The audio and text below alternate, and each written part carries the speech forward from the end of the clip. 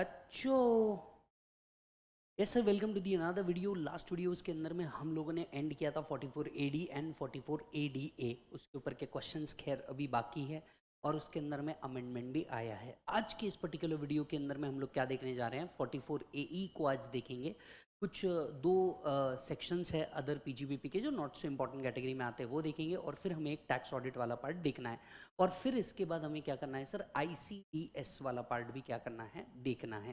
तो चलिए शुरुआत करते हैं। शुरुआत करने से पहले आप सभी लोग आई होप टेलीग्राम को ज्वाइन कर चुके होंगे, फाइनल के ग्रुप को। साथ साथ में आप हमें इंस्टाग्राम और अदर सोशल मीडिया पे भी फॉलो कर दीजिए, और हाँ, वीडियो को लाइक करना बिल्कुल मत भूलिए।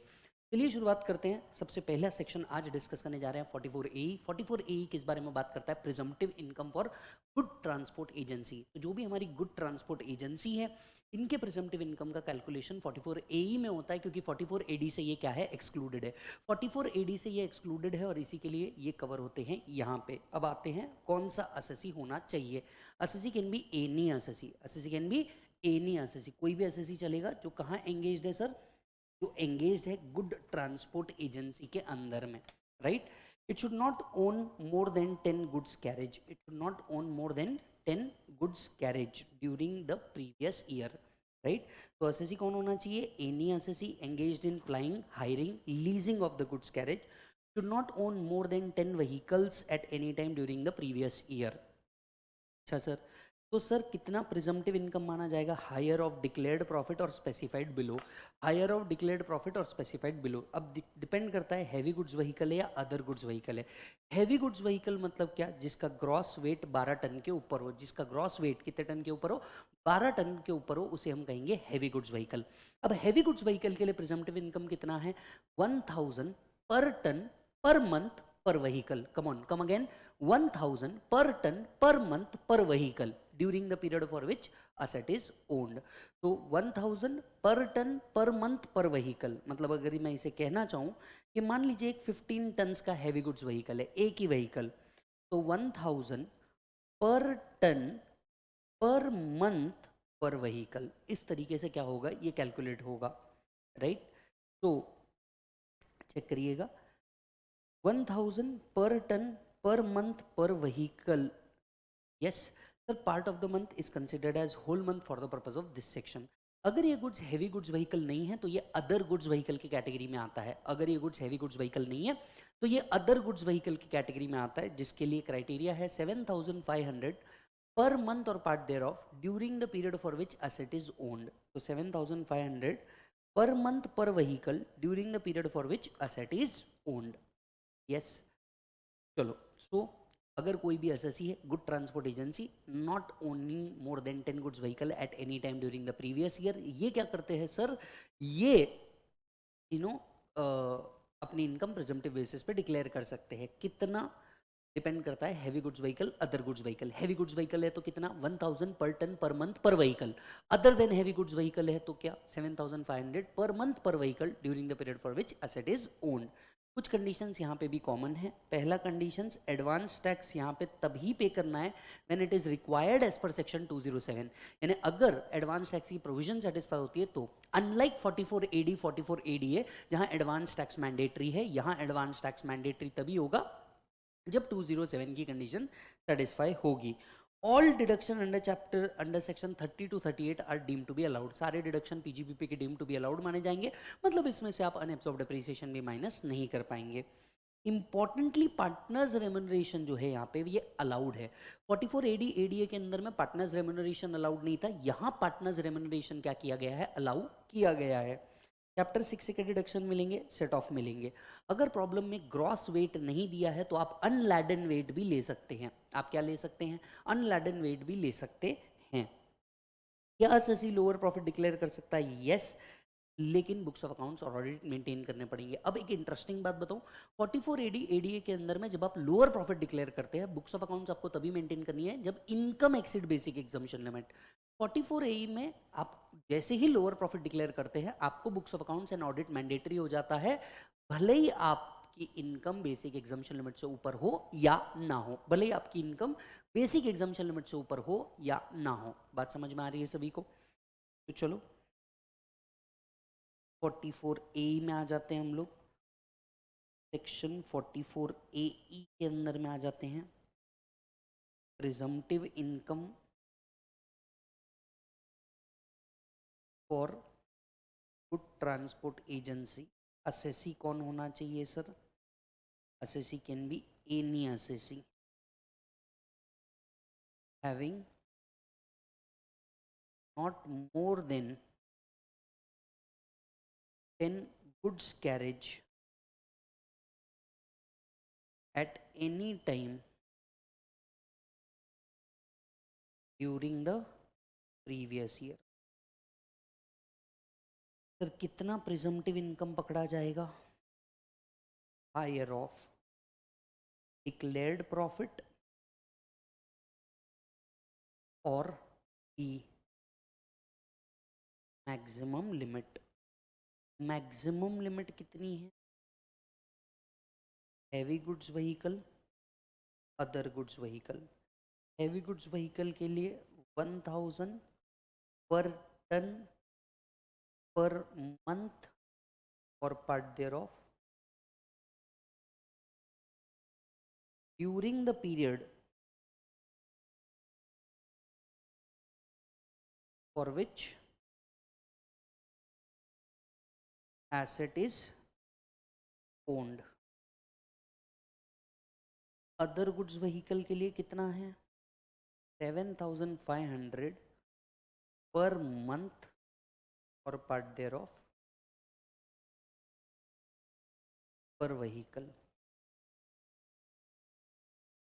हैवी गुड्स व्हीकल जिसका gross weight exceed 12 ton.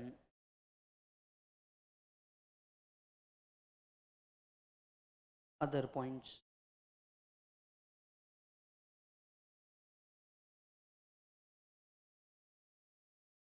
Partners remuneration allowed।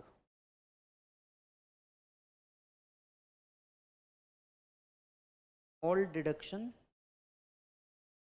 under section 37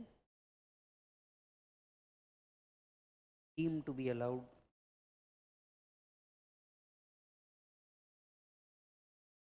chapter 6 deduction allowed। set off allowed। lower profit can be declared, yes, if income, yes,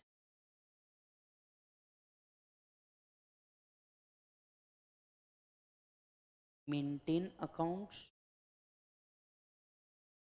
to tax order।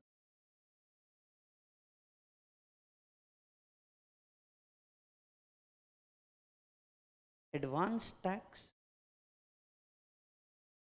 only if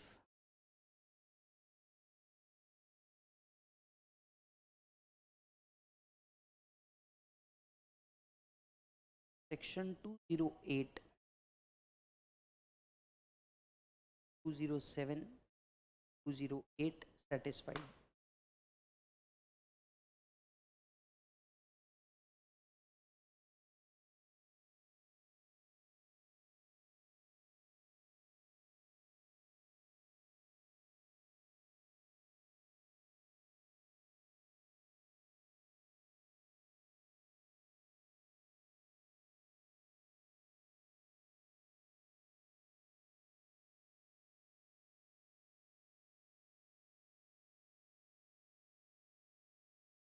done है?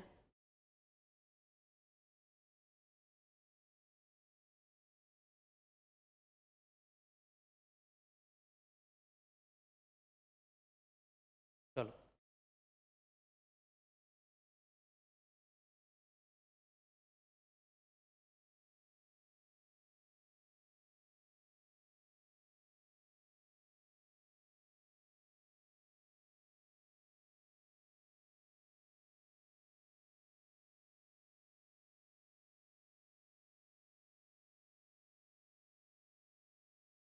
Done है?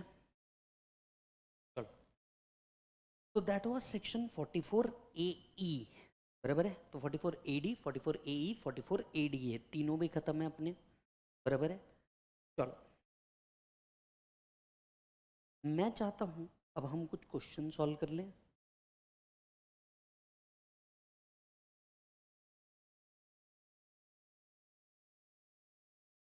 सबसे पहले हम लोग आते हैं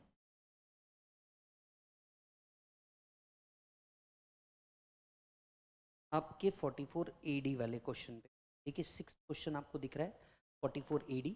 ये question एक पास्ट एग्जामिनेशन क्वेश्चन है, करंट मॉड्यूल के अंदर में भी ये क्वेश्चन को इंसर्ट किया गया है। चेक करिए। Praveen is engaged in the retail trade, reports a turnover of 1.108.5 lakh. ठीक है। His income from the said business as per books of account is computed at 3.90 lakhs। मतलब उसने जो प्रॉफिट डिक्लेयर किया है वो है 3,90,000। Retail trade is the only source of income to mister Praveen. ठीक है, 4 क्वेश्चन आपको दिए हैं, मतलब 2 2 2 2 8 मार्क का ऐसा एक क्वेश्चन बन सकता है। Is Praveen eligible to opt for presumptive basis? Is assessee individual? Yes. Turnover does not exceed 2 crore? Yes. Engaged in normal business? Yes. तो बिल्कुल वो प्रिजम्पटिव इनकम डिक्लेयर कर सकता है, राइट। चेक। प्रॉब्लम नंबर 6 साथ साथ में लिखेंगे भी। Problem number 6 Praveen, part A. Since assessee is individual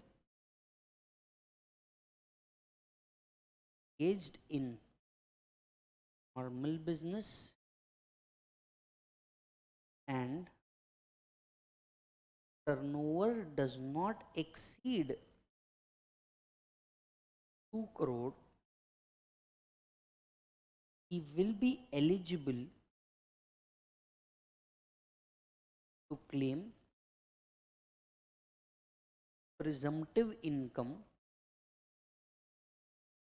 under section 44 AD।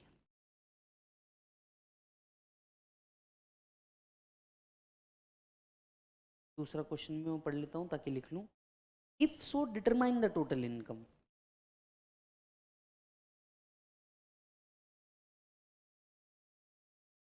Total PGBP is equal to higher of A, profit declared,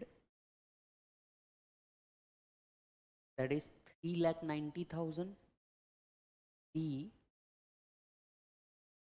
देखो कहीं नहीं बोला है कि टर्नओवर किस बेसिस पे आया है। यस, ये कहीं नहीं बोला कि टर्नओवर काई से रिसीव्ड हुआ है। देखो कहीं पे भी आपको पूरे प्रॉब्लम में नहीं बताया है। तो हम क्या पकड़ते हैं सर, 8% ऑफ टर्नओवर पकड़ लेते हैं। 8% ऑफ टर्नओवर कितना होगा ये? What was turnover? 108 lakh point 5, no 108.5 lakh.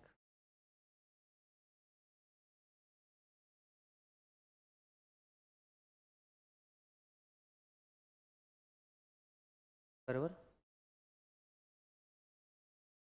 का 8%।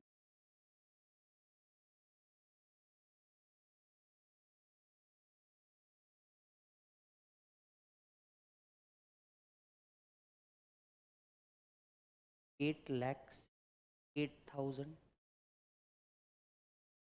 चेक करो।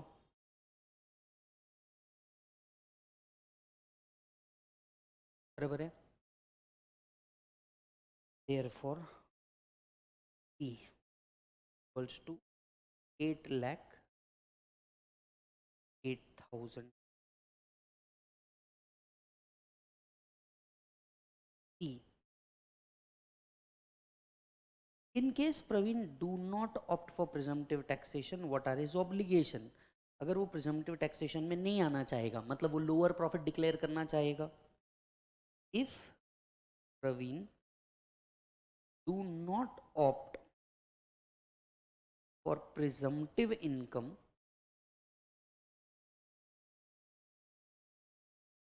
that means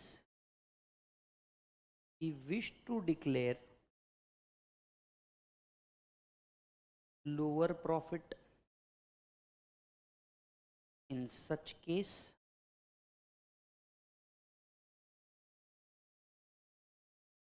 has to get his books of accounts audited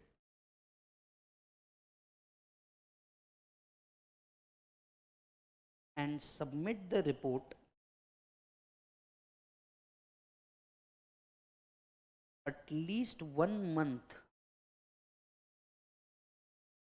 prior to the date of filing ROI and maintain accounts as per section 44AA. Maintain accounts as per section 44AA. If the income exceeds basic exemption limit, if the income exceeds basic exemption limit, E, what is the due date of filing under both the option? Section 139(1) provides the due date, which is if they are liable to tax audit 30th October of the assessment year, not liable to tax audit 31st July of the assessment year.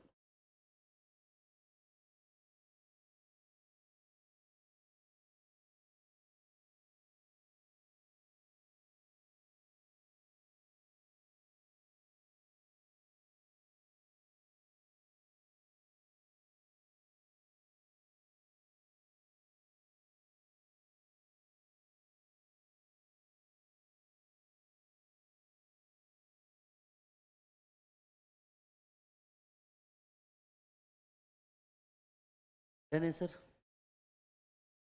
लीजिए, ये था एक question 44 AD पे based. एक question 44 AE पे based भी होना चाहिए। ये आया problem number 7 44 AE। I sure आप अप्रिशिएट करेंगे the type of questions we are taking. Almost each section के ऊपर एक एक क्वेश्चन कवर कर रहे हैं। जहां जहां इंपॉर्टेंट है वो पूरे के पूरे क्वेश्चन कवर कर रहे हैं। यस और नो?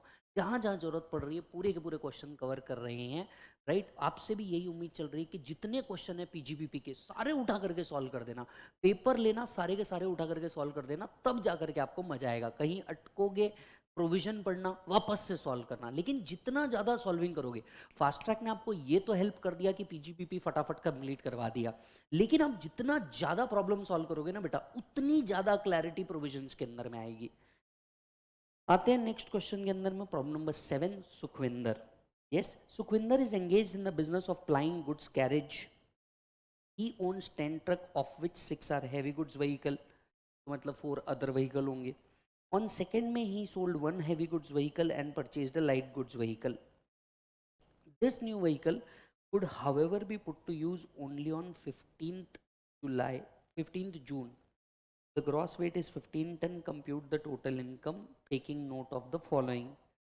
अब देखो, ये कहीं नहीं बताया है कि आपको आपकी जो इनकम है ये 44 AE के हिसाब से कंप्यूट करनी है। तो हम दो तरफा इसमें मॉडल अपनाते हैं। अगेन ये भी क्वेश्चन आपके नए मॉड्यूल के अंदर में दिया हुआ है, प्लस ये क्वेश्चन एक पास्ट एग्जाम क्वेश्चन भी है। राइट, तो हमने इसे इंक्लूड किया। मैं आपको जितना आपके नए मॉड्यूल आए हैं उसमें के मैक्सिमम क्वेश्चन इसके अंदर में कवर कर रहा हूँ। मैक्सिमम, आप मॉड्यूल ओपन करके भी देख सकते हो, यही वो क्वेश्चन है, सेम वही सॉल्व करेंगे। अब इस पर्टिकुलर क्वेश्चन में कहीं पे भी ये तो नहीं बोला है कि आपको 44 AE के हिसाब से सॉल्व करना है। तो इसको सॉल्व करने के कितने तरीके होने चाहिए? 2। प्रॉब्लम नंबर 7 की अगर मैं बात करूं, Sukhvinder if opts for 44 AE, do not opt for section 44 AE। बराबर। अब अगर उसने 44 AE ऑप्ट किया या नहीं किया, उसकी अदर इनकम तो यहाँ पे है ही। उसकी अदर इनकम तो 70,000 रहने ही वाली है इन एनी केस, बराबर है। इन एनी केस उसकी अदर इनकम तो 70,000 रहने ही वाली है। ये हो गया पहला। दूसरा, उसका पीजीबीपी, सपोज अगर वो 44 ए ही ऑप्ट ही नहीं कर रहा, मतलब टेक्निकली वो अपनी इनकम 45,000 ही शो करना चाहेगा, नेट प्रॉफिट वो अपनी इनकम क्या शो करना चाहेगा, 45,000 ही शो करना चाहेगा। यस, तो ये आ गया 45,000। पर अगर वो अपनी इनकम 44 एडी में शो करना चाहता है तो यहाँ पे हम एक वर्किंग नोट बनाएंगे। यहाँ पे हम क्या करेंगे, एक वर्किंग नोट बनाएंगे। वर्किंग नोट नंबर 1 चेक करते हैं। ईयर के स्टार्ट पे उसके पास कितने व्हीकल थे, 6, और उसने मई में एक व्हीकल सेल किया। यानी मैं क्या कह सकता हूँ, 5 हैवी गुड्स व्हीकल ऐसे थे जिसको उसने साल भर यूज़ किया, बराबर है। 5 हैवी गुड्स व्हीकल जो थे ये इसने साल भर यूज़ किया। 1000 per ton per month per vehicle, everybody. 5 vehicle ऐसे थे जो उसने साल भर यूज किए, 1000 per ton per month per vehicle वाला फॉर्मूला लगाएंगे। एक हैवी गुड्स व्हीकल जो है ये इसने 2 महीने यूज किया, अप्रैल एंड मई। पर सर मई में तो उसने सिर्फ 2 मई को यूज 2 मई को सेल कर दिया। Part of the month is also considered as whole month, याद आ रहा है क्या? तो 1000 per ton per month per vehicle, बराबर है। फिर आता है अदर गुड्स व्हीकल। ओपनिंग में कितने अदर गुड्स व्हीकल थे, 4, मतलब 4 अदर गुड्स व्हीकल तो साल भर यूज हुए। That is 7,500 into 12 into 4, 4 heavy goods vehicle तो साल भर यूज हुए, बराबर है। He sold one of the heavy goods vehicle and purchase light goods vehicle in May, तो अदर गुड्स व्हीकल का एक 7,500 इंटू मे से किया, मतलब 11 मंथ्स इंटू 1 व्हीकल, बराबर है कि नहीं है सर? लेकिन मे तो दोनों जगह कंसिडर हो रहा है, करेक्ट है। Part of the month is considered as whole month. दूसरी बात, अदर असेट है, एक था हैवी गुड्स व्हीकल, एक है अदर गुड्स व्हीकल। एक था हैवी गुड्स व्हीकल, एक है अदर गुड्स व्हीकल, तो विषय संपल। चेक करो, 1000 इंटू 15 इंटू 12 इंटू 5, ये बन रहा है सर 9 लाख। 1000 इंटू 15 इंटू, ये बन रहा है सर 30,000। 7,500 इंटू 12 इंटू 4, ये बना सर 3,06,000। 7,500 इंटू 11, ये बना सर 500। टोटल आपका बन रहा है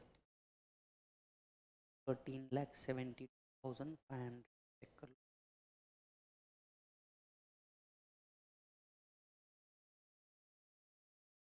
टोटल आपका बन रहा है 13,70,500। चेक कर लो।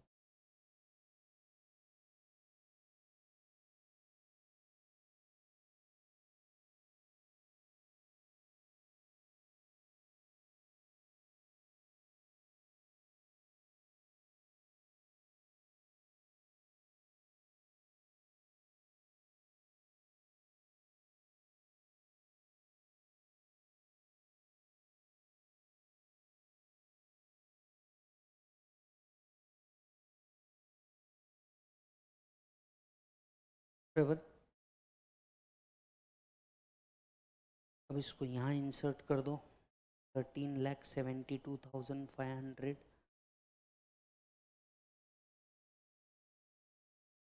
ये आपकी इनकम एक 15 बन गई।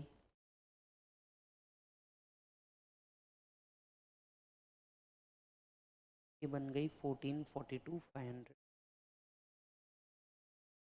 इफ ही ऑप्ट और ही do not opt, game over.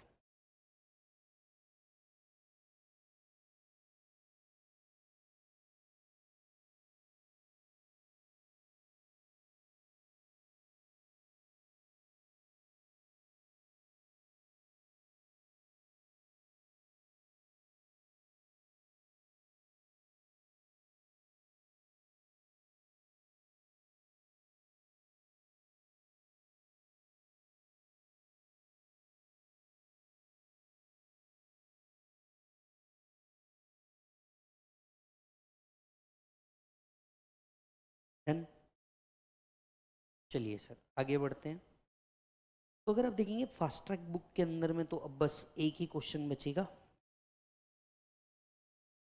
Fast track book के अंदर में एक ही क्वेश्चन बच रहा है, वो है ये प्रॉब्लम नंबर 1। ये मैं आपको दे रहा हूँ होमवर्क, अगले वीडियो के अंदर में आप इसको करके लेके आएंगे। Is that done? चलो अब आते हैं नेक्स्ट सेक्शन के ऊपर 44AB।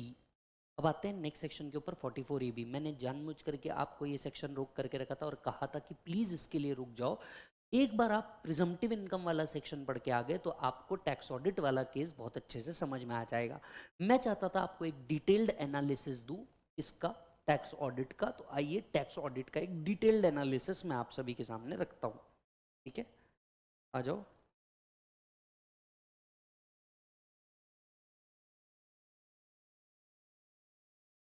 Section 44AB tax audit. Section 44AB tax audit. अब ये टैक्स ऑडिट किस किस को करवाना है? सबसे पहले अगर मैं बात करूं बिजनेस की, ठीक है। अब यहाँ पे सर आप एक काम करिएगा, सिर्फ एक पहले जो चार्ट बना रहा हूँ और ये आप चार्ट बना लीजिए, प्रोफेशन और यहाँ पे आएगा अदर्स, बराबर है। और ये एक बाजू वाला स्पेस थोड़ा सा पेज पे खाली छोड़िएगा एक डिटेल्ड एनालिसिस। अगर आपका बिजनेस है and the turnover exceeds ₹1 crore, अगर आपका बिजनेस है टर्नओवर एक्सीड ₹1 करोड़, आपको टैक्स ऑडिट कराना है। टैक्स ऑडिट करने के पावर चार्टर्ड अकाउंटेंट के पास है, राइट। तो टैक्स ऑडिट कौन करेगा? By a chartered accountant, right. अगर प्रोफेशन है and the gross receipt exceeds ₹50 lakh, the gross receipt exceeds ₹50 lakh, तो आपको क्या कराना है सर? टैक्स ऑडिट करवाना है। अब कुछ चीजें हम लोग पीछे से पढ़ के आए हैं, कौन सी? Section 44A, 44B, 44BB। If assessee declares lower profit and income exceed, यहां पे वो पॉइंट था। यहां पे अगर आप लोअर प्रॉफिट भी डिक्लेयर कर देते हैं 44A, 44B, 44BB के अंदर में, तो आपको क्या करना है? टैक्स ऑडिट करवाना है। Section 44AD, 44ADA, if declare lower profit and income exceed basic exemption limit. याद आ रहा है 44AD ADA के अंदर में हमने पढ़ा वो पॉइंट, राइट, जहां हम लोगों ने देखा कि भैया अगर आप लोअर प्रॉफिट डिक्लेयर कर रहे हैं एंड इनकम आपकी बेसिक एग्जम्पशन लिमिट के ऊपर जा रही है तो आपको टैक्स ऑडिट करवाना है, बराबर है। अब एक एक पॉइंट को अच्छे से अंडरस्टैंड करना। अब अगर मैं बात करूं if the turnover exceed ₹1 crore, अब जनरल प्रोविजन पे ध्यान देना, बराबर है, यहां तक के। अब यहां से थोड़े से हम एडवांस लेवल पे जा रहे हैं। अगर आपका टर्नओवर 1 करोड़ रुपए के ऊपर जा रहा है तो आपको टैक्स ऑडिट कराना जरूरी है, बराबर है। पर प्रिजम्पटिव इनकम सेक्शन क्या बोलता है? प्रिजम्पटिव इनकम कहता है कि भैया 2 करोड़ रुपए तक आपको क्या कराने की जरूरत नहीं है। 2 करोड़ रुपए तक अगर आप है तो आप प्रिजम्पटिव इनकम 44AD के अंदर में कवर हो जाएंगे। अब 44AD में प्रिजम्पटिव इनकम का सेक्शन लाने का लॉजिक क्या था? लाने का लॉजिक ये था कि भैया जो जिन बिजनेसेस का टर्नओवर एक लिमिट के ऊपर नहीं जा रहा, जिन बिजनेसेस का टर्नओवर एक लिमिट के ऊपर नहीं जा रहा, ऐसे बिजनेसेस को कंप्लायंस नहीं करना है। टर्नओवर इनटू परसेंटेज दो, खत्म, यही पीजीबीपी। तुम कहां इतना एड लेस करते बैठोगे? तो टर्नओवर का एक परसेंटेज पीजीबीपी डिक्लेयर कर दो, काम खत्म।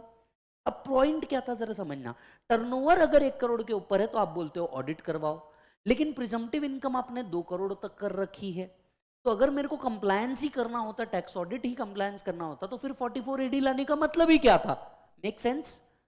इसीलिए एक प्रोविजन लेकर के आए थे, कहा था कि अगर 44AD है, अगर आप 44AD के अंदर में कवर हो रहे हैं तो आपको 2 करोड़ रुपीस तक टैक्स ऑडिट कराने की जरूरत नहीं है। तो यहां पे मैं लिख रहा हूं no tax audit in case of section 44 AD if turnover does not exceed 2 crore. Logic समझ में आया? नहीं तो प्रॉब्लम ये थी, नहीं तो प्रॉब्लम क्या थी? प्रॉब्लम ये थी कि भैया आप 1 करोड़ के ऊपर तो ऑडिट बोल दोगे, फिर प्रिजम्पटिव प्रोविजन लाने का मतलब ही क्या हुआ? वहां पे पॉइंट ही ये था ना, टर्नओवर का एक परसेंटेज आप सीधा सीधा क्या डिक्लेयर कर दो, प्रॉफिट डिक्लेयर कर दो।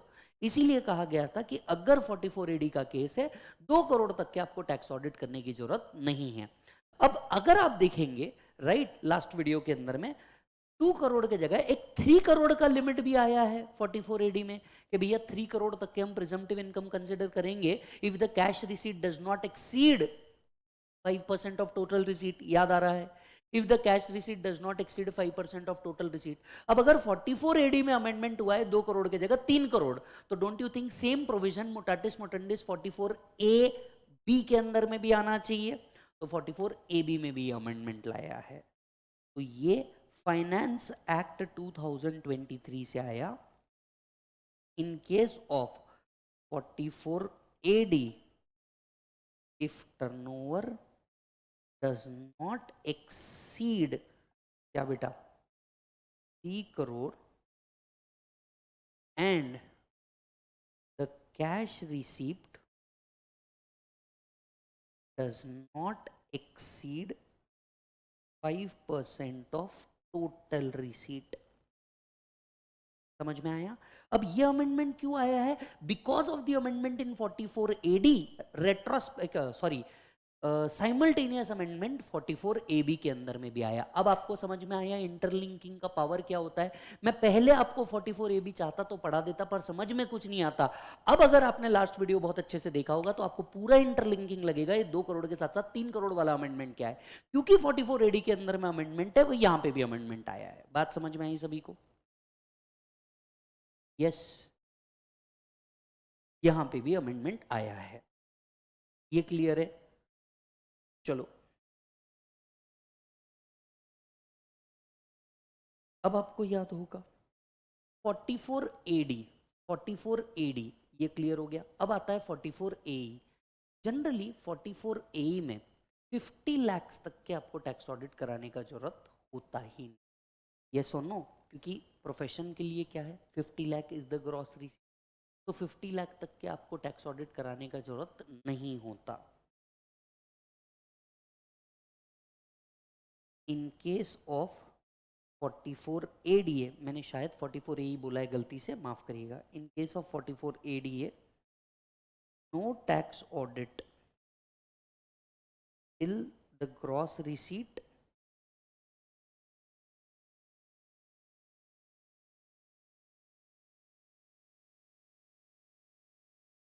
Does not exceed 50 lakh. बराबर है? अब आप जान रहे हैं फाइनेंस एक्ट 2023 से 44 ADA में भी अमेंडमेंट आया है। 44 ADA में अमेंडमेंट 50 लाख के जगह 75 लाख आ गया है। If the cash receipt does not exceed 5% of total receipt. याद आ रहा है क्या? अब 44 ADA में अमेंडमेंट आया है तो उसके चक्कर में 44 AB में भी अमेंडमेंट आया है। No tax audit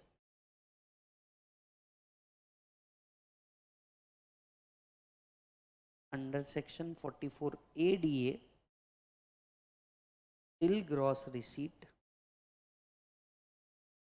does not exceed 75 lakh and cash receipt does not exceed 5% of total receipt। Amendment और लॉजिक पूरा का पूरा क्लियर है। इसीलिए देखो बाकायदा आपको एक लिस्ट बना के दे दी कौन कौन से केसेस में टैक्स ऑडिट आएंगे, कौन कौन से केसेस में टैक्स ऑडिट नहीं आएंगे। शांति से लिखो पूरा अच्छे से।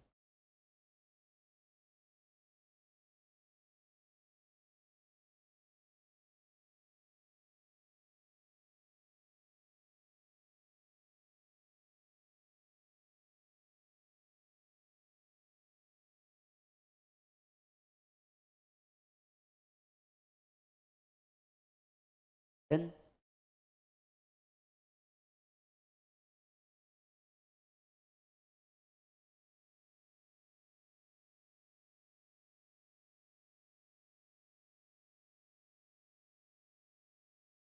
चलो अब जरा ध्यान से सुनिएगा। तो यहाँ पे यहाँ तक कि आपको टैक्स ऑडिट कराने की जरूरत नहीं है। अब एक और प्रोविजन आपने 44 AD के अंदर में पड़ी हुई है। इन केस ऑफ 44 AD, कहाँ लिख रहा हूं मैं? यहाँ टैक्स ऑडिट कवरेज में। If assessee do not comply with 5-year condition and income exceed basic exemption limit, वो 5 साल आपको रहना पड़ता है। 5 साल अगर आप किसी भी रीजन की वजह से बाहर चले गए तो आपको क्या कराना पड़ेगा? अगले 5 साल इस सेक्शन में नहीं आना पड़ेगा। अगर इनकम बेसिक एग्जाम्पशन लिमिट से ऊपर है तो आपको फिर क्या कराना पड़ता है? ऑडिट भी कराना पड़ता है। एक एक धागा अलग कर रहा हूं सर, एक एक धागा अलग कर रहा हूं, देखना। और अगर पॉसिबल हो और मजा भी आया हो तो वीडियो के नीचे ईमानदारी से कमेंट करके जरूर जाना कि कैसा लगा ये पर्टिकुलर डीप एनालिसिस, कैसा लगा इंटरलिंकिंग जो हम करते आ रहे हैं अलग अलग चैप्टर्स की, कैसा लगा। और कुछ नहीं, सब मोटिवेशन मिलेगा, बाकी कुछ नहीं। आपके आगे आने वाले बैचेस के लिए और मोटिवेशन मिलेगा। यस, चलो बराबर है। अब क्या हो रहा था, ये जो टैक्स ऑडिट की लिमिट थी ये क्लियर हुआ, पूरा एक एक पिक्चर अच्छे से क्लियर हुआ। अब क्या था, जरा ध्यान से सुनिएगा। ये जो 1 करोड़ की टर्नओवर लिमिट है, आपको नहीं लगता ये बहुत छोटी टर्नओवर लिमिट है? ये जो 1 करोड़ की टर्नओवर लिमिट है ये बहुत छोटी टर्नओवर लिमिट है। तो सब लोग निर्मला सीतारमन जी के पास जा रहे थे, कह रहे थे मैडम क्या है 1 करोड़ तो यार मतलब कैसे भी अचीव हो जाता है, 1 करोड़ तो मतलब बहुत आसानी से अचीव हो जाता है, आप ऐसा कैसे कर रहे हो मैडम?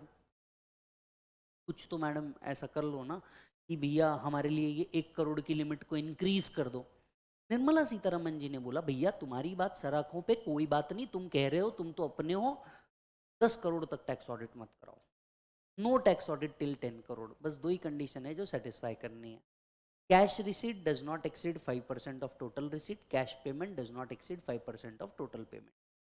मतलब समझ में आया? एक तीर दो निशाने। मैं भी कहती हूँ 10 करोड़ तक के टैक्स ऑडिट मत कराओ भाई साहब, मैं तो कहती हूँ 10 करोड़ तक टैक्स मत ऑडिट कराओ, टैक्स ऑडिट मत कराओ। बस कैश पेमेंट जो है आपके धंधे का ये 5% से ऊपर का नहीं होना चाहिए, कैश रिसीट आपके धंधे का 5% से ऊपर नहीं होना चाहिए। कंडीशन सेटिस्फाई कर लो, धंधा कैश में मत करो, 10 करोड़ तक के टैक्स ऑडिट मत कराओ, क्या तकलीफ है? यानी उन्होंने ये कह दिया धंधा करना कैश में बंद करो, तो मैं सब एक्सेप्ट करूंगी तुम्हारी बातों को। अब उन्होंने क्या किया, इस लिमिट को इंक्रीज कर दिया।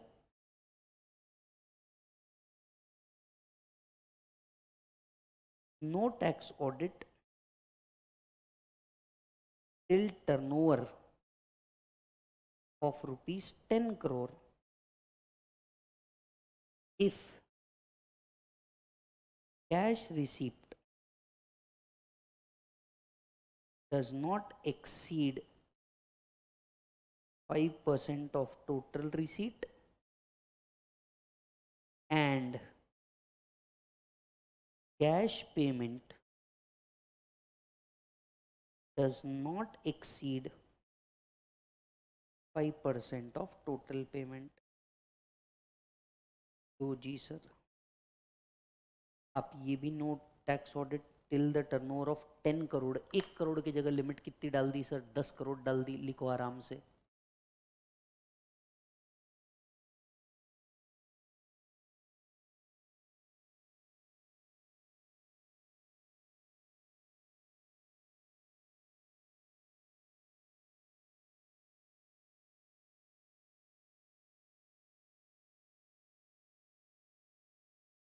डन।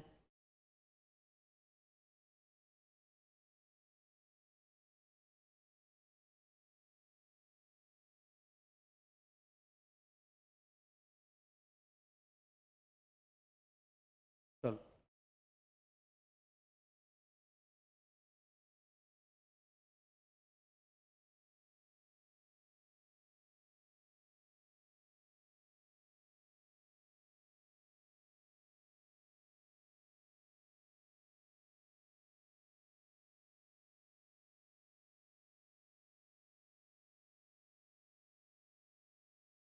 डन है बेटा। चलो, तो ये है भैया पूरा टैक्स ऑडिट का सीन। अब ध्यान से सुनना, किसको टैक्स ऑडिट करनी किसको नहीं करनी ये क्लियर है। आओ,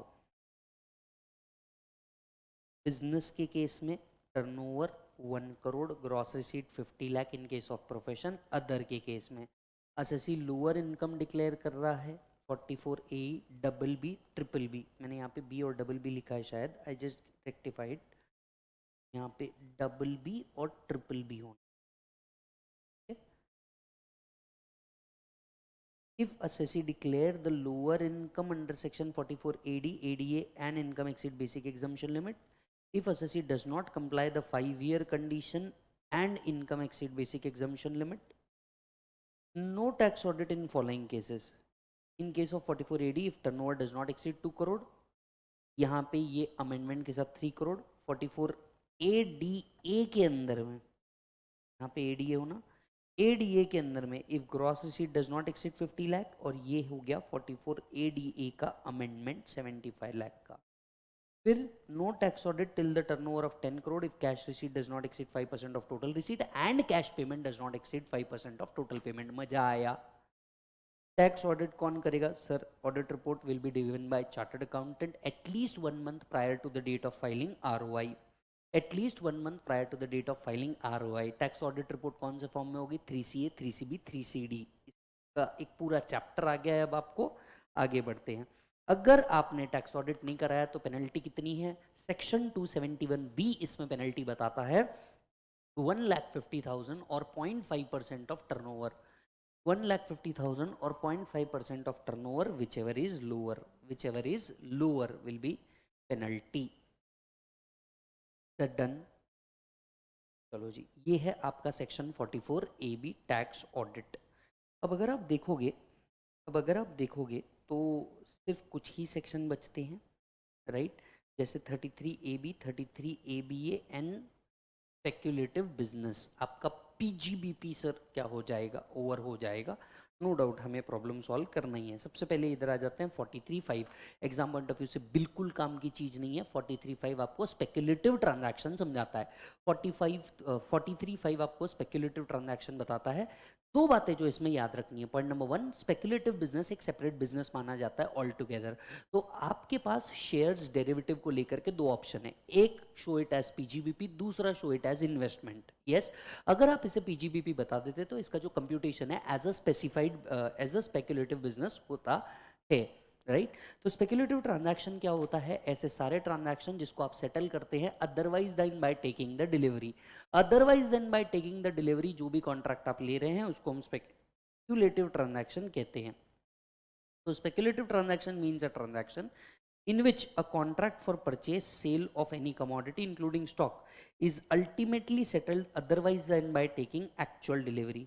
However, following things shall not be deemed to be speculative. पहला, forward contracts. फॉरवर्ड कॉन्ट्रैक्ट्स को आप स्पेक्यूलेटिव नहीं मानते, फ्यूचर्स की बात नहीं कर रहे हैं यहाँ पे हम, फॉरवर्ड कॉन्ट्रैक्ट्स की बात कर रहे हैं। दूसरा, trading and derivative through recognised stock exchange, जो रिकॉग्नाइज्ड स्टॉक एक्सचेंज के थ्रू आप ट्रेड कर रहे हैं वो भी स्पेक्यूलेटिव नहीं माना जाता। हेजिंग कॉन्ट्रैक्ट जो रॉ मटेरियल एंड मर्केंडाइज का कर रहे हैं वो भी नहीं माना जाता। Eligible transaction in commodity derivative, eligible transaction जो है कमोडिटी डेरिवेटिव का, ये भी क्या नहीं माना जाता? स्पेक्यूलेटिव ट्रांजैक्शन नहीं माना जाता। क्लियर है?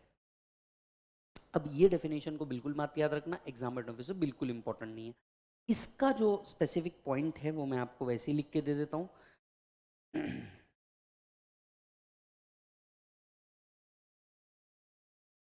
Speculative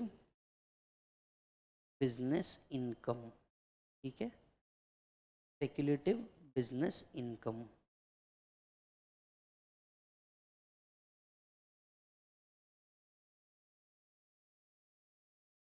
treated as a separate business. Loss from speculative business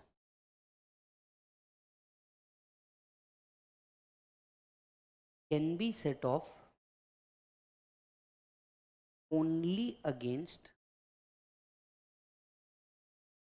speculative income.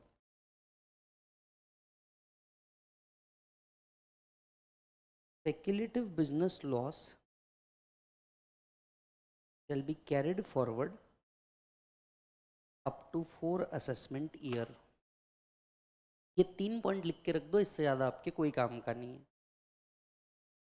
ये बस 3 पॉइंट लिख के रख दो, इससे ज्यादा कोई काम का नहीं है।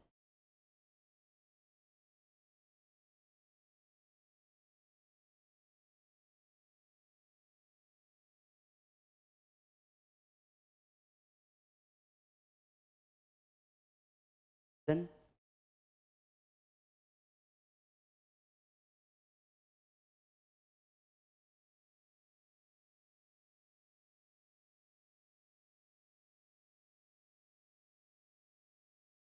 चलो, स्पेकुलेटिव बिजनेस डन। बढ़ते हैं आगे, इधर आओ। अब 2 सेक्शन है, अगेन ये 2 सेक्शन स्पेसिफिक बिजनेस सेक्शन है, मतलब स्पेसिफिक बिजनेस में अगर आप हैं तो ही इसके डिडक्शन मिलेंगे, नहीं तो इसके डिडक्शन मिलने वाले नहीं हैं। सबसे पहले आते हैं tea coffee rubber development account. वैसे जब हमने एग्रीकल्चर का टॉपिक पढ़ा था तब तो आपको याद होगा, जब हमने एग्रीकल्चर का टॉपिक पढ़ा था तब आपको याद होगा कि भैया हमने tea coffee rubber development account को देखा था। Tea coffee and rubber development account को हम लोगों ने देखा था, राइट, जहाँ पे हमारी इनकम एग्रीकल्चर और नॉन एग्रीकल्चर के बीच में डिवाइड होती है, बराबर है। अब अगर एसएससी बिजनेस में है ऑफ ग्रोइंग एंड मैन्युफैक्चरिंग, अगर एसएससी बिजनेस में ऑफ ग्रोइंग एंड मैन्युफैक्चरिंग, इनको क्या करना पड़ता है सर, इनको एक डिपॉजिट रखना पड़ता है एज पर लॉ, इनको नाबार्ड के अंदर में एक डिपॉजिट रखना पड़ता है, और ये जो डिपॉजिट रख रहे हैं इसका डिडक्शन वो पीजीबीपी इनकम में से क्लेम कर सकते हैं। तो जरा समझना, सबसे पहले what ever is the amount received, amount receive में से एक्सपेंसेस माइनस करते हैं, आपकी ग्रॉस रिसीट आती है। ग्रॉस रिसीट को आप 2 पार्ट में डिवाइड करते हो, पीजीबीपी एंड एग्रीकल्चर इनकम। जो पीजीबीपी इनकम है ना उसमें से आप एक डिडक्शन क्लेम कर सकते हो, जो पीजीबीपी इनकम है ना उसमें से आप एक डिडक्शन क्लेम कर सकते हो अंडर सेक्शन 33AB। मैंने क्वेश्चनर में बाकायदा इसके ऊपर एक क्वेश्चन रखा है। यस, आज तक के एक ही बार वो पूछा गया है ओल्ड टू ओल्ड सिलेबस के अंदर में, वो आपके लिए डाल करके रखा है अमेंड करके, ठीक है। एसएससी कौन होना चाहिए, एंगेज होना चाहिए इन the business of growing manufacturing T rubber और coffee within 6 months from the end of previous year or before filing ROI, whichever is earlier, deposited an amount with NABARD or separate account opened as per the scheme. तो या तो आपको नाबार्ड में deposit करना है या आपको डिपॉजिट करना है एज पर द स्कीम। अगर आप डिपॉजिट कर देते हैं तो डिडक्शन कितना मिलेगा, whatever is the amount deposited और 40% ऑफ पीजीबीपी। जो भी आपका पीजीबीपी बिफोर दिस डिडक्शन आया होगा, जो भी आपका पीजीबीपी बिफोर दिस डिडक्शन आया होगा वो उसका 40%, या फिर एक्चुअल अमाउंट डिपॉजिट, तो जितना भी पीजीबीपी आया होगा इस डिडक्शन से पहले उसका 40%, या actual amount deposit whichever is lower will be allowed as deduction. अच्छा जी सर, ये डिपॉजिट का ऑब्जेक्टिव क्या होता है भैया, ये जो डिपॉजिट करवा रहे हो आप नाबार्ड के अंदर में, इसका ऑब्जेक्टिव क्या होता है? इसका ऑब्जेक्टिव ये होता है कि आपसे प्लांट एंड मशीनरी एक्वायर किया जाए। इन शॉर्ट, ये पैसा डिपॉजिट करवा के आपको पहले पीजीबीपी में से डिडक्शन दे रहे, ये जो पैसा बाजू हो रहा है इसको आप न्यू प्लांट एंड मशीनरी के लिए यूज करेंगे, इसको आप क्या करेंगे, न्यू प्लांट एंड मशीनरी के लिए इसको यूज करेंगे। समझ में आ रही है बात? अब न्यू प्लांट एंड मशीनरी के लिए यूज करना है, अब इस डिपॉजिट का क्या होगा जरा समझते हैं, राइट। अच्छा जी, the accounts of the SSC should be audited along with the ROI। मान लीजिए अगर आप ये डिडक्शन लेना चाह रहे हैं 33AB का, तो आपको क्या कराना पड़ेगा, ऑडिट करवाना पड़ेगा, मैंडेटरीली ऑडिट करवाना पड़ेगा, और ये audit report return of income के पहले आपको क्या करना पड़ेगा, सबमिट करना पड़ेगा। अब मान लो आपने डिपॉजिट तो रख दिया पर बिजनेस क्लोज हो गया, तो if the business is closed, जो टोटल डिपॉजिट आपने रखा है ये पूरा का पूरा टैक्सेबल हो जाएगा। अगर बिजनेस बंद हो गया तो ये डिपॉजिट टोटली क्या हो जाएगा, टैक्स हो जाएगा। मान लो फर्म डिसॉल्व हो गई, मतलब अगेन बिजनेस बंद हो गया, अमाउंट क्या हो जाएगा, टैक्सेबल हो जाएगा। क्लोजर के अलावा अगर मान लो जो असेसी था जो बिजनेस कर रहा था उसकी डेथ हो गई, the amount is not taxable. HUF था उसका पार्टीशन हो गया, the amount is not taxable. Company liquidate हो गई, amount is not taxable. Taxable किस केस में है, या तो बिजनेस क्लोज हो जाए या तो फर्म डिसॉल्व हो जाए। सर आपने ये पैसा तो निकाला, बोला था कि मैं प्लांट एंड मशीनरी लूंगा, पर आपने यूटिलाइज नहीं किया, तो एओ अगर असेसमेंट में पकड़ लेता है तो इस इनकम को पीजीबीपी बोल के टैक्स कर लेगा, इस इनकम को क्या कर लेगा, पीजीबीपी बोल के टैक्स कर लेगा। अच्छा जी, एक यहाँ पे रिकॉल करने के लिए दिया है लिथिक्स business coffee grown cured and roasted and tea coffee का सेपरेट पार्ट। ये हमने ऑलरेडी पढ़ा हुआ है। तो टी कॉफ़ी रबर के ग्रोइंग एंड मैन्युफैक्चरिंग के अंदर में कोई एसएससी है, उनको मैंडेटरीली डिपॉजिट करना पड़ता है। तो जो पीजीबीपी है उसमें से एक डिडक्शन मिलता है 40% ऑफ पीजीबीपी और amount deposited which ever is lower का। एग्जाम पॉइंट ऑफ व्यू से बिल्कुल काम का नहीं है। हाल फिलहाल में पूछते भी नहीं है क्योंकि बहुत स्पेसिफिक बिजनेस बन जाता है। हाल फिलहाल में पूछते भी नहीं है क्योंकि बहुत ज़्यादा स्पेसिफिक बिजनेस बन जाता है। तो ऑप्शन में आप कंसिडर कर सकते हो कि भैया पढ़ना है या नहीं पढ़ना है, तुम इसको ऑप्शन में देख सकते हो। ठीक है। दूसरा आता है आपका साइट रिस्टोरेशन फंड। दूसरा क्या आता है आपका साइट रिस्टोरेशन फंड 33 ABA। अब ये साइट रिस्टोरेशन फंड क्या है? मान लो एसएससी अगर एंगेज्ड है extraction production of natural gas petroleum, minerals की बात नहीं चल रही, उसके लिए 35E था। यहाँ पे पेट्रोलियम नेचुरल गैस या दोनों के अंदर में कवर्ड है। ऐसे बिजनेस वालों को भी क्या करना पड़ता है? सेपरेट अमाउंट डिपॉजिट करना पड़ता है एसबीआई के अंदर में। तो अगेन जो पीजीबीपी इनकम है उसमें से अगर आप अमाउंट डिपॉजिट करते हैं तो डिपॉजिट का डिडक्शन आपको दिया जा रहा है। Same provision, any person carrying on business of prospecting, extraction, production of petroleum, natural gas or both has before furnishing ROI deposited any amount with SBI or account opened, lower of following is allowed as deduction: amount deposited or 20% of PGBP। amount deposited और 20% of PGBP का deduction मिलेगा। याद रखें इस section में आप deduction ले रहे हैं तो ऑडिट कराना क्या हो जाएगा? मैंडेटरी हो जाएगा। इस सेक्शन में अगर आप डिडक्शन ले रहे हैं तो ऑडिट कराना क्या हो जाएगा? मैंडेटरी हो जाएगा।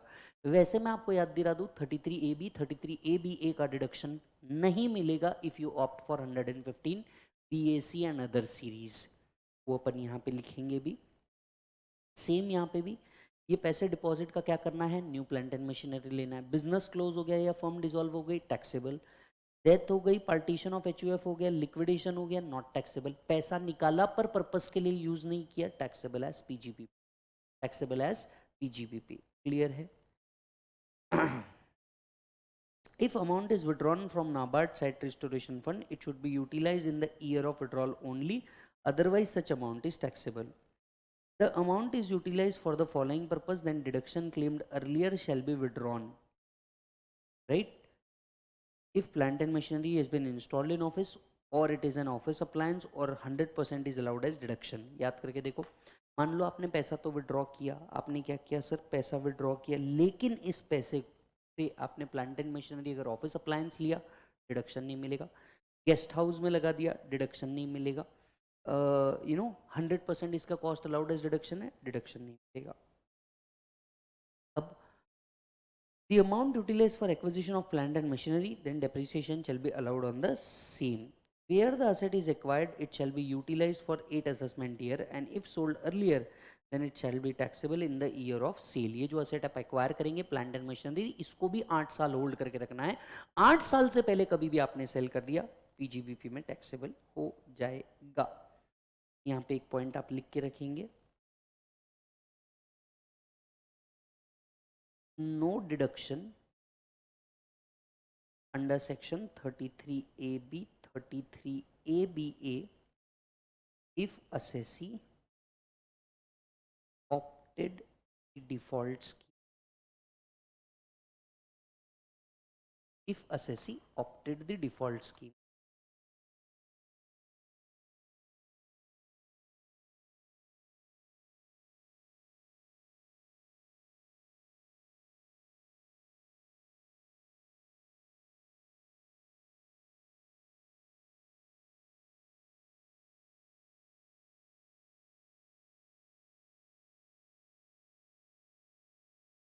then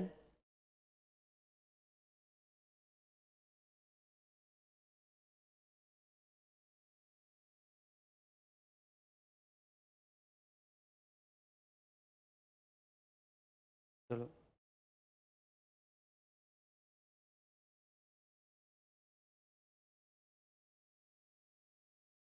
चलो तो 33AB हम लोग लिखने भी नहीं वाले। एक बार पूरा बुक ऊपर से नीचे तक देख रहा हूँ, PGBP specifically. Page 1 done, 2 done, 3 4 done, 5 done, 6 done, 7 done, 8 done, 9 we have done, 10 we have done, 11 we have done, 12, 13, 14, 15, 16, 17 we have done, 18 का we have done. Proudly saying the conceptual part of PGBP is over. The conceptual part of PGBP is over. अब क्या आता है sir? आपका आता है ICDS. अब क्या आता है सर आपका? अब आपका आता है ICDS. एक ICDS वाला पार्ट भी खत्म कर लोगे तो आपका क्या खत्म हो जाएगा? PGBP वाला पार्ट खत्म हो जाएगा. प्रॉब्लम्स आप देख सकते हो जितनी फास्ट ट्रैक बुक में वो सारे के सारे कंप्लीट हो चुके हैं. आगे का आगे देखते हैं. एक क्वेश्चन मैंने आपको होमवर्क दिया है, starting here from ICDS. Yes, अब ये ICDS क्या है? सेक्शन 145 सबसेक्शन 2, सेंट्रल गवर्नमेंट ने 10 income computation and disclosure standards दिए हैं. हम किसी भी चीज़ के लिए स्टैंडर्ड्स क्यों लेके आते हैं? जब उसके ऊपर लॉ की कोई क्लैरिटी ना हो, राइट? तो एक स्टैंडर्ड प्रैक्टिस करने के लिए हम लोग ICDS लेकर के आते हैं. ठीक है सर, ICDS कब एप्लीकेबल है? PGBP इनकम कंप्यूट करते वक्त या IFOS इनकम कंप्यूट करते वक्त आपको ICDS एप्लीकेबल है. तो ICDS कब एप्लीकेबल है? जब PGBP इनकम कंप्यूट करना है या IFOS इनकम कंप्यूट करना है. दो केसेस में ICDS है. नाउ ऑनेस्टली स्पीकिंग, अब तक ICDS के ऊपर कोई इंडिपेंडेंट क्वेश्चन आपको नहीं पूछा गया है, राइट? अब तक क्या आपको ICDS के ऊपर कोई इंडिपेंडेंट क्वेश्चन नहीं पूछा गया. एक हाथ होगा तो बात अलग है, राइट? सुनना, ICDS किस किस को एप्लीकेबल होता है? अगर मैं इंडिविजुअल HUF की बात छोड़ दूं तो हर एसएससी को ICDS एप्लीकेबल है. हर एसएससी को ICDS एप्लीकेबल है. इंडिविजुअल और HUF को ICDS तभी एप्लीकेबल है when they are liable to tax audit. तो इंडिविजुअल HUF को तभी एप्लीकेबल है ICDS when they are liable to tax audit. So if an individual is not liable to tax audit, if a HUF is not liable to tax audit, there is no concept of ICDS for them. Yes, ICDS is for what? ICDS के दो objective है. एक, computation of income किस तरीके से होगा. दूसरा, disclosures क्या क्या देने हैं. Are you getting the point? Yes, ये बुक्स ऑफ अकाउंट मेंटेनेंस के लिए यूज नहीं होता. So it is not used for maintenance of books of accounts, right? Further, ICDS तभी एप्लीकेबल है when the books of accounts is maintained on accrual basis. So if the books of accounts are maintained on accrual basis, then and only then ICDS is applicable. So if the books are maintained on cash basis, no ICDS is applicable. Are you getting the point? Yes. If MAT is applicable, ICDS is not applicable. If AMT is applicable, ICDS is applicable. Yes. ICDS is also applicable for computing presumptive income. तो presumptive income compute करने के लिए भी ICDS applicable है. मान लीजिए कभी ICDS और इनकम टैक्स के बीच में प्रोविजनल इशू आ गया, मतलब एक्ट कुछ और बोल रहा है, ICDS कुछ और बोल रहा है. क्या प्रिवेल करेगा? Income tax act. The income tax act will prevail. Sir अगर इनकम टैक्स रूल्स और ICDS में कोई इशू आ गया, क्या प्रिवेल करेगा? Income tax rules. सर अगर केस लॉ और ICDS के बीच में कोई झगड़ा आ गया, कौन प्रिवेल करेगा? ICDS. कौन प्रिवेल करेगा? ICDS. क्लियर है? अच्छा जी सर, सबसे पहले बात करते हैं ICDS 1. ICDS 1 लगभग सेम है किसके जैसा? अकाउंटिंग स्टैंडर्ड नंबर 1 के जैसा, बस with to basic differences. ICDS 1 दो कंसेप्ट फॉलो नहीं करता. पहला मटेरियलिटी और दूसरा prudence. What logic? Point number 1, materiality बोलता है कोई अमाउंट मटेरियल है तो उसे रिकॉग्नाइज करो, नहीं तो नहीं रिकॉग्नाइज करना है. अब इनकम टैक्स में तो भैया 100 रुपये भी मटेरियल ही है, क्योंकि 100 रुपये से सरचार्ज चेंज हो सकता है, 100 रुपये से रिबेट चेंज हो सकता है. तो ICDS ने क्या किया? मटेरियलिटी को फॉलो नहीं किया. दूसरा, प्रूडेंस कहता है अगर लॉस है तो हम रिकॉग्नाइज करना चाहिए, इनकम नहीं, इनकम है तो रिकॉग्नाइज नहीं करोगे तो भी चलेगा अगर वो मटेरियल नहीं है तो हमने प्रूडेंस को भी नहीं लिया है. यस और नो, राइट? दूसरी बात, ये एक और चीज करते हैं, क्या मेथड ऑफ अकाउंटिंग चेंज हो सकती है? क्या generally method of accounting change नहीं हो सकती. ICDS कहता है अगर ओनली सिर्फ रीजनेबल बेसिस होगा तो ही मेथड ऑफ अकाउंटिंग चेंज होगी, नहीं तो मेथड ऑफ अकाउंटिंग चेंज होने वाली नहीं है. तो ICDS does not follow materiality concept. ICDS does not follow materiality and prudence concept. ये पहला पॉइंट हुआ, राइट? दूसरा पॉइंट, क्या अकाउंटिंग मेथड चेंज हो सकती है? यस, हो सकती है, only if there is a reasonable cause. हालांकि रीजनेबल कॉज डिफाइंड नहीं है. Yes, provided there is a reasonable cause. Point done है बेटा. यही था ICDS 1. अब आते हैं ICDS 2, वैल्यूएशन ऑफ इन्वेंट्री को लेकर के. ICDS 2 वैल्यूएशन ऑफ इन्वेंट्री को लेकर के. इन्वेंट्री मतलब क्या बोलेंगे, इन्वेंट्री के यहाँ पे दो मीनिंग है, ऐसे goods which are finished goods और it is held in the process, मतलब only completed goods including WIP को भी हम क्या मानते हैं, स्टॉक मानते हैं, WIP को भी क्या मानते हैं, स्टॉक मानते हैं। वैल्यूएशन कैसे करना है इन्वेंट्री का, जनरली हम AS2 ही लगाते हैं, कॉस्ट और NRV which ever is lower, लेकिन डिसोल्यूशन ऑफ फर्म के बेसिस पे अगर फर्म डिसॉल्व हो रही है तो हम फिर उस केस में कॉस्ट और NRV की जगह सिर्फ NRV लेंगे। तो जनरली AS2 एप्लीकेबल होता है, कॉस्ट और NRV which ever is lower, लेकिन डिसोल्यूशन ऑफ फर्म के केस में हम क्या लेंगे बेटा, NRV कंसिडर करेंगे। यस, ये था आपका ICDS2। आप ICDS2 पढ़ के भी दिखेंगे तो इतना ही है, फिर आपको वैल्यूएशन रिलेटेड डिस्क्लोजर्स आपको प्रोवाइड करने हैं। फिर आता है आपका ICDS3 कंस्ट्रक्शन कॉन्ट्रैक्ट, ये बिल्कुल सिमिलर है सेक्शन 43 CB से। कंस्ट्रक्शन कॉन्ट्रैक्ट को कैसे रिकॉग्नाइज करेंगे, परसेंटेज कंप्लीशन मेथड, वही बात यहाँ पे लिखी हुई। तो आप कंस्ट्रक्शन कॉन्ट्रैक्ट को परसेंटेज कंप्लीशन मेथड पे रिकॉग्नाइज करेंगे। याद होगा तो retention money is also income, construction income मानी जाती है रिटेंशन मनी को भी, तो यहाँ पे भी कवर कंसिडर किया जाएगा। यस, दूसरा, अगर कंस्ट्रक्शन डिले होता है तो पेनल्टी फॉर डिले आप पे करते हो, तो ये पेनल्टी और डिले जो आप पे कर रहे हो, is it allowed as deduction, वो कहते हैं yes it is allowed as deduction because it's a contract. Contract से रिलेटेड अगर आप कोई पेमेंट कर रहे हैं फॉर ब्रीच ऑफ कॉन्ट्रैक्ट तो it is allowed as deduction. Yes, पर ये रेवेन्यू से रिड्यूस नहीं होते, पर ये रेवेन्यू से रिड्यूस नहीं होते, it is allowed as deduction, right, पर ये रेवेन्यू से रिड्यूस नहीं होते। रेवेन्यू आप पूरा के रिकॉग्नाइज करते हो, बाद में जब आप इनकम कंप्यूट करते हो तो टोटल ग्रॉस रिसीट से रिड्यूस होता है, ये अल्टीमेटली रेवेन्यू से रिड्यूस होगा, राइट। पर डायरेक्ट रेवेन्यू आप ऐसा नहीं करोगे, नेट रेवेन्यू रिकॉग्नाइज करोगे, रेवेन्यू पूरा 100% रिकॉग्नाइज करोगे और बाद में उसको एक्सपेंसेस बोल के डिडक्शन लोगे। नेक्स्ट, डिस्क्लोजर रिकॉग्नाइज, डिस्क्लोजर में क्या देना है आपको, जितना रेवेन्यू आपने करंट ईयर में रिकॉग्नाइज किया है वो आपको डिस्क्लोजर देना है।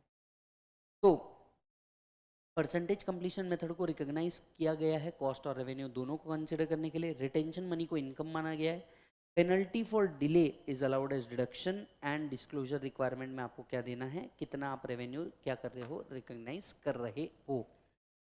फिर आता है ICDS4 रेवेन्यू रिकॉग्निशन।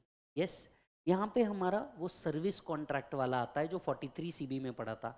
अगर लेस देन 90 डेज है, जैसी सर्विस कंप्लीट होती है रेवेन्यू रिकॉग्नाइज कर दो, मोर देन 90 डेज है, SLM बेसिस पे आप क्या कर सकते हो, रिकॉग्नाइज कर सकते हो, बराबर है।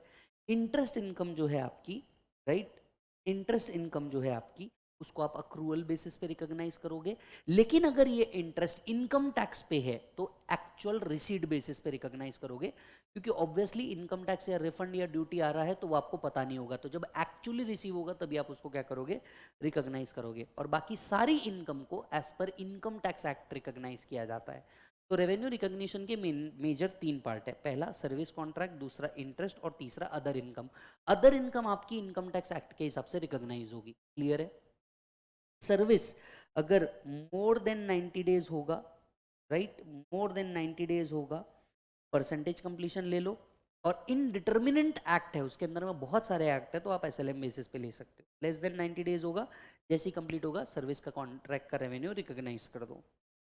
इनकम टैक्स रिफंड या ड्यूटी होगी तो tax will be on receipt basis, other interest accrual basis पे आप क्या करोगे, रिकॉग्नाइज करोगे, अक्रूवल बेसिस पे आप क्या करोगे, रिकॉग्नाइज करोगे।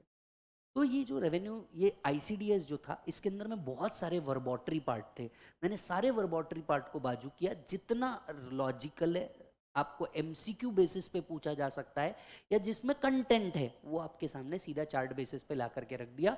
This will help you a lot. Yes, इसके अलावा आप अगर आप इसका बेयर टेक्स्ट भी पढ़ोगे जो आपको मॉड्यूल के अंदर में दिया हुआ है, इतना ही है, आप पढ़ लेना अगर आपको पढ़ने की इच्छा हो, बट लॉजिकली स्पीकिंग इससे ऊपर उसमें कुछ है भी नहीं। ICDS 5 बात करता है टैंजिबल फिक्स्ड एसेट्स की, right, right, tangible fixed assets की। तो अगेन यहाँ पे वही बात है, AS 10 के हिसाब से भी यहाँ पे काम होता है, रिवैल्यूएशन यहाँ पे भी क्या होता है, इग्नोर, राइट। तो tangible fixed asset means a fix asset which is not held for sale, मतलब ये आपके लिए स्टॉक इन ट्रेड नहीं होना चाहिए। Expenses till the date of commercial production जो होगा कैपिटलाइज किया जाता है, रिवैल्यूएशन को इग्नोर किया जाता है। मान लीजिए आपने असेट दिया और उसके बदले में असेट लिया, तो उसका वैल्यू क्या कंसिडर करना पड़ेगा, fair market value of the asset received. Yes, asset अगर आप सेल कर देते हैं, क्योंकि टेंजिबल फिक्स असेट है मतलब डेप्रिसिएबल असेट तो होगा ही, section 50 will apply, the gain will be short term capital gain या short term capital loss, right. आपको तीन चीजें डिस्क्लोजर में देनी है, block of the asset, depreciation and WDV। आपको ये तीन चीजें क्या देनी है, डिस्क्लोजर में देनी है। इंटेंजिबल एसेट्स भी टेंजिबल फिक्स एसेट्स के अंदर में इन्होंने क्या किया है, कवर किया है। हालांकि इसके ऊपर कोई एक्सप्लेनेशन वो लोग नहीं देते, इसके ऊपर कोई एक्सप्लेनेशन वो लोग क्या करते, नहीं प्रोवाइड करते। फिर आता है effect of changes in foreign exchange. Foreign exchange के अंदर में हम लोग ऑलरेडी देख चुके हैं, जो भी गेन या लॉस होता है इसे PGBP माना जाता है, बराबर है। अब ये नॉन मॉनेटरी आइटम का है या मॉनेटरी आइटम का है। नॉन मॉनेटरी आइटम मतलब कौन हो गए, डेटर, सॉरी मॉनेटरी आइटम मतलब कौन हो गए, debtors, creditors, bill receivable, bill payable, ये आपके मॉनेटरी आइटम हो गए। मॉनेटरी आइटम जो है इनसे आने वाला, अगर मान लीजिए इनके कारण कोई फॉरेन एक्सचेंज गेन या लॉस हुआ है तो इसे आप PNL में रिकॉग्नाइज करेंगे और on the last date of financial year, that is at closing rate, that is at closing rate. हम AS 11 के हिसाब से भी यही करते हैं, AS 11 के हिसाब से भी हम यही करते हैं। नॉन मॉनेटरी आइटम जो है इस पे गेन या लॉस को आपको रिकॉग्नाइज नहीं करना है PNL में।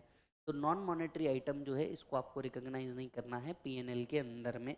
मॉनेटरी आइटम को आपको रिकॉग्नाइज करना है as on the last day of financial year. Government grants है, सेम वही बात करता है जो हम पहले भी देख चुके हैं। अगर ये एसेट के अगेंस्ट में है, अगर ये किसके अगेंस्ट में है सर, एसेट के अगेंस्ट में है, it will be reduced from cost. अगर ये एसेट के अगेंस्ट में है तो it will be reduced from cost, right. Other assets के अगेंस्ट में है, मतलब ये अदर थिंग के अगेंस्ट में, यहाँ पे एसेट वर्ड गलत है। अगर ये अदर गवर्नमेंट ग्रांट या सब्सिडी है तो it will be taxable under that of PGBP, बराबर है।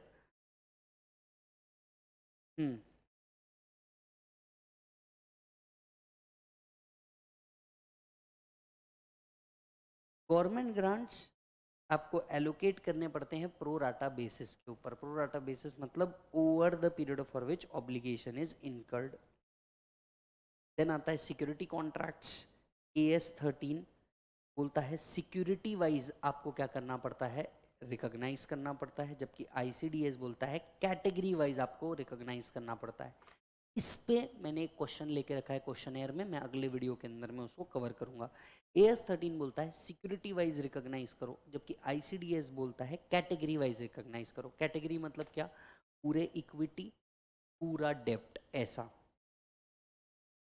तो यहाँ पे AS 13 बोलता था कॉस्ट और NRV which ever is lower, ये भी वही बोलता है कॉस्ट और NRV which ever is lower, पर ये एक एक सिक्योरिटी को पकड़ता है, ये पूरी कैटेगरी को पकड़ता है। If security is exchange, fair market value आपको कंसिडर करनी है। सिक्योरिटी हेल्ड बाय बैंक और PFI का recognition as per RBI guideline होगा, इनका recognition as per RBI guideline होगा। देन आता है आपका बोरोइंग कॉस्ट, सेम वही है जो AS 16 में और यहाँ पे भी है। Borrowing cost till the date asset is put to use capitalise किया जाता है और इसके बाद इसे PNL में क्या किया जाएगा, डेबिट किया जाएगा, and the same is allowed as deduction as per section 36। Yes, temporary income अगर जनरेट होती है, मान लीजिए आपने बोरोइंग कॉस्ट तो आपने था, आपने लोन ले लिया, तब तक के पैसा आपने बोला 5 दिन लगने वाला है एसेट को आने के लिए, आपने कहीं इन्वेस्ट किया, इनकम जनरेट कर ली, टेम्पररी इनकम। AS 16 बोलता है आपको इसे रिड्यूस करना चाहिए बोरोइंग कॉस्ट से, जबकि ICDS बोलता है ये बोरोइंग कॉस्ट से आपने अगर कोई टेम्पररी इनकम जनरेट भी की है तो आप इसे बोरोइंग कॉस्ट में से रिड्यूस नहीं करेंगे, आप इसे बोरोइंग कॉस्ट में से रिड्यूस नहीं करेंगे। क्लियर है। ICDS 10 provision contingent liability and contingent asset, ये कहते हैं आपकी कॉन्टिजेंट लाइबिलिटी PNL को तभी आप डेबिट करेंगे जब there is a reasonable certainty of its happening. तो आप इससे लाइबिलिटी को तभी रिकॉग्नाइज करेंगे जब एक रीजनेबल सर्टेनिटी होगी। रीजनेबल सर्टेनिटी मतलब मोर देन 90% की ये लाइबिलिटी अब आ ही जाएगी, आप PNL को रिकॉग्नाइज करेंगे। Provision for warranty and guarantee, ये आप डेबिट करेंगे PNL को if there is a reasonable certainty कि हमें ये पे करना आ ही रहा है। तो इन शॉर्ट लाइबिलिटी को आप तभी रिकॉग्नाइज करेंगे when there is a reasonable certainty of its payment. Is that done? चलो जी भाई जी, तो ये था आपका ICDS। ऑनेस्टली स्पीकिंग ICDS के ऊपर इतना फोकस मत करना, राइट। आईसीडीएस के ऊपर इतना फोकस मत करना, एक या दो क्वेश्चन मैंने आपको क्वेश्चनर के अंदर में आईसीडीएस के दिए हैं जो आराम से सॉल्व हो सकते हैं, राइट। इस पार्ट में हम लोग यहीं रुकेंगे। यहाँ पे आपका पीजीबीपी कॉन्टेक्स्ट वाइज क्या हो चुका है, ओवर हो चुका है। अब हम लोग क्या करेंगे, कुछ क्वेश्चन एंड आंसर्स कवर करेंगे। कहाँ से कवर करेंगे सर, क्वेश्चन बैंक से कवर करेंगे, राइट। तो क्वेश्चन बैंक हम लोग अगले वीडियो के अंदर में देखेंगे, लेकिन क्वेश्चन एंड आंसर चालू करने से पहले मैं इस वीडियो को यहाँ पे रोक रहा हूँ ताकि आप क्या कर सके, पूरा पीजीबीपी एक बार अच्छे से रिवाइज कर सके, ताकि जब हम लोग क्वेश्चन एंड आंसर करें आपको बहुत क्लियरली समझ में आए ये क्वेश्चन ऐसा हो रहा है तो क्यों हो रहा है, वैसा हो रहा है तो क्यों हो रहा है। Are you getting the point. और साथ साथ में आपको मैं एक टारगेट दे रहा हूं कि आपको आपका पीजीबीपी कंप्लीट करना है, प्लस मैक्सिमम क्वेश्चंस आपको जितने दिख रहे हैं, जितने सॉल्व करते बनते हैं, टोटल इनकम के स्पेसिफिकली टोटल इनकम के क्वेश्चन उठाओ, सॉल्व करने का ट्राई करो। एक दो जगह गड़बड़ होगी, कोई तकलीफ नहीं, सॉल्व करने का ट्राई करो। स्पेशली उसका PGBP capital gain and IFOS content complete करने का ट्राई करना। Are you getting the point. Yes. तो उम्मीद करता हूँ आपको ये पार्ट पसंद आया होगा। एंड सर पीजीबीपी हमारा कंप्लीट हो गया, मतलब देखो हमारे कितने बड़े टॉपिक्स, कैपिटल गेन खत्म हो गया, असेसमेंट सीरीज खत्म हो गई, पीजीबीपी सीरीज खत्म हो गई। ये सुनो, अगर आप देखेंगे, राइट, इंडेक्स ओपन करके देखेंगे तो सर हमारा क्या हो चुका है, बड़ा वाला चैप्टर ओवर हो चुका है। अब इसके बाद बहुत सारे छोटे छोटे छोटे छोटे टॉपिक आएंगे असेसमेंट ऑफ वेरियस एंटिटीज से रिलेटेड, जिनके अंदर में कोई अमेंडमेंट नहीं भी है। एक नया चैप्टर इसके अंदर में ऐड हुआ है जो हम तुरंत देखेंगे, होगा टैक्स ऑडिट। तो पीजीबीपी जैसे ही कंप्लीट होगा हमारा, कुछ क्वेश्चन कुछ टैक्स ऑडिट, कुछ क्वेश्चन कुछ टैक्स ऑडिट का गेम हम लोग साथ साथ में खेलते रहेंगे, ताकि आपको वीडियोस के अंदर में बोर ना हो। तो ये क्वेश्चन हम लोग खेलते रहेंगे, क्योंकि टैक्स ऑडिट के अंदर में भी बहुत सारे क्लॉजेज है, तो वो भी आपको क्या करने पड़ेंगे, साथ साथ में कंप्लीट करने पड़ेंगे। ये ऑल टुगेदर पूरा का पूरा नया आया है, तो वो हम कवर करेंगे। और उसके बाद जो है कई असेसमेंट ऑफ वेरियस एंटिटीज़ वाले टॉपिक है, जैसे taxation of firm, taxation of POP, BOI. इनमें सदियों से कोई चेंज नहीं आया, और जब कोई चेंज नहीं आया है तो जो हमारा एग्जिस्टिंग वीडियो है ये मैं आपको इसके साथ प्रोवाइड कर दूंगा, जिसको आप परफेक्टली क्या कर सकेंगे, प्रिपेयर कर सकेंगे। ठीक है मालिक, thank you so much, bye bye and take care.